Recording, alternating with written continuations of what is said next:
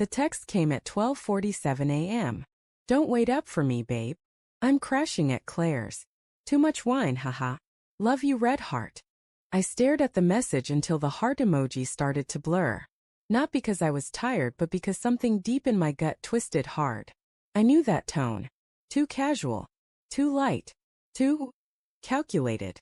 Claire lived 20 minutes from the hotel where the company was holding their annual party.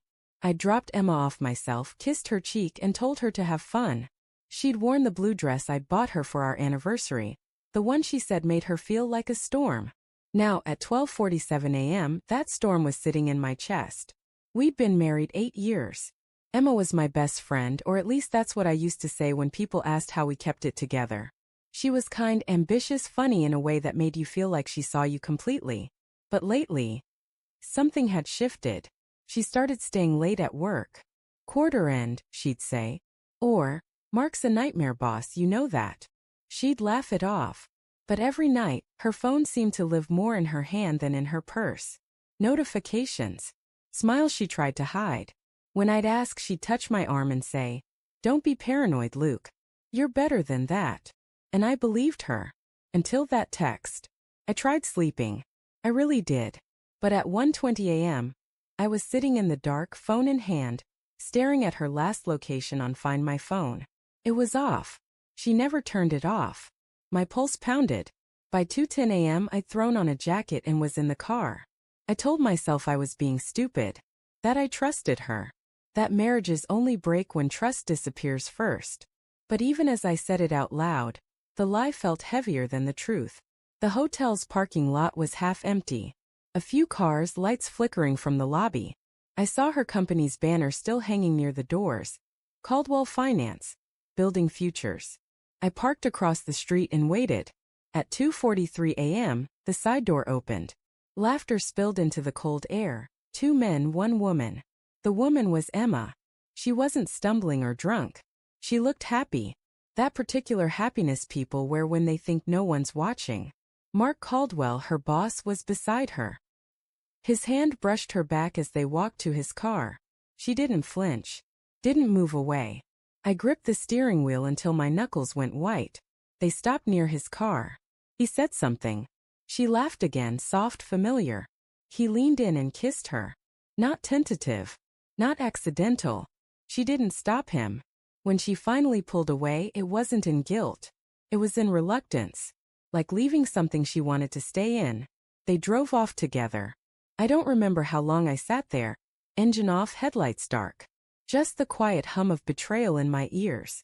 My chest felt hollow, like someone had scooped something vital out of me and left only the echo. By 4 a.m. I drove home. Her side of the bed was cold when I lay down. I stared at the ceiling until dawn painted the room in dull gray light. At 6:32 a.m., the front door opened. "Hey," Emma called softly, as if testing the air. "You're up early." I didn't move.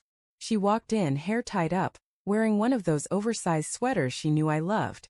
"Claire's couch is murder," she said, dropping her purse. "How do you sleep?" I turned my head slowly. "Did you?" She froze for a moment. "What?" "Sleep. Did you sleep well at Claire's?" Something flickered in her eyes. Too quick, too practiced. "Not really. Too much wine." She gave a weak laugh. "Why?" I sat up. "Because you weren't at Claire's." Her face drained of color. I reached for my phone. "You turned your location off. You've never done that before." She blinked once, twice. "You tracked me." "Don't," I said quietly. "Don't turn this on me." She stepped back. "Luke, it's not what you think." "Then tell me what it is." Her hands trembled slightly. "It's complicated." "It's simple," I said. "You lied." Tears welled in her eyes, but I couldn't tell if they were real or part of the act she'd learned over the years, the same act that once made me fall for her compassion. "I didn't plan it," she whispered. "It just happened. Mark and we've been close for a while, but last night, I don't know. It got out of control." I laughed then. It wasn't funny, but the sound came out anyway. Bitter. Hollow. "You don't accidentally kiss your boss at 2 in the morning." She flinched. "I know. I'm sorry. Sorry doesn't fix this." She looked at me, desperate. "Please, Luke." I love you. I made a mistake.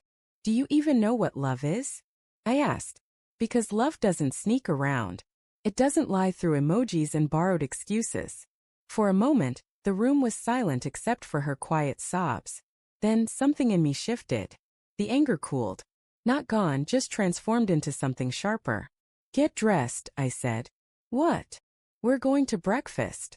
She blinked in confusion. Now. Now. We sat in a cafe down the street, her favorite one.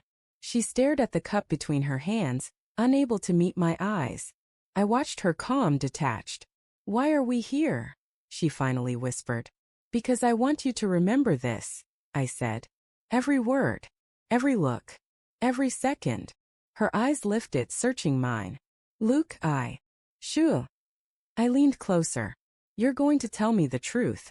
All of it. Not the edited version. Not what you think I want to hear. Tears spilled down her cheeks. She told me everything. How it started with harmless jokes after meetings, long hours, drinks after work. How he made her feel seen again. How she'd convinced herself it wasn't an affair until last night. Every word was a blade, carving away whatever love I had left. When she finished, I just nodded. Okay, I said quietly. Now it's my turn. By the time we left the cafe, she thought the worst was over. She didn't know I'd already called Claire that morning. Claire, who told me Emma hadn't been over in weeks.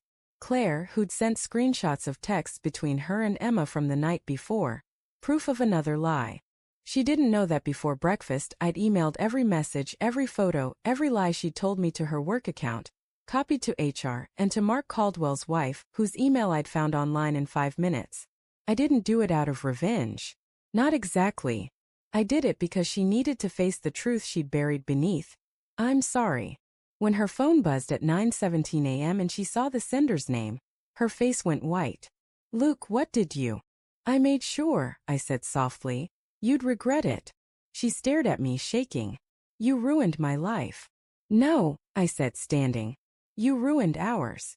I left her there in that cafe, surrounded by the smell of coffee and shattered illusions. That night, I sat alone in the house we built together. Her things were still there. The books she never finished, the blue mug with the chipped handle, her perfume still lingering in the air. It should have felt like victory. But it didn't. Because betrayal doesn't end with revenge. It ends with silence. With a hollow space where love used to live. I opened my phone and scrolled to our wedding photo. Her smile wide, my hand on her waist, both of us believing forever meant something unbreakable. Maybe it once did. Maybe it never did. The clock ticked softly in the background. 11:58 p.m. The day she disappeared and the morning I'd made sure she regretted it were almost over. But the ache? That was just beginning.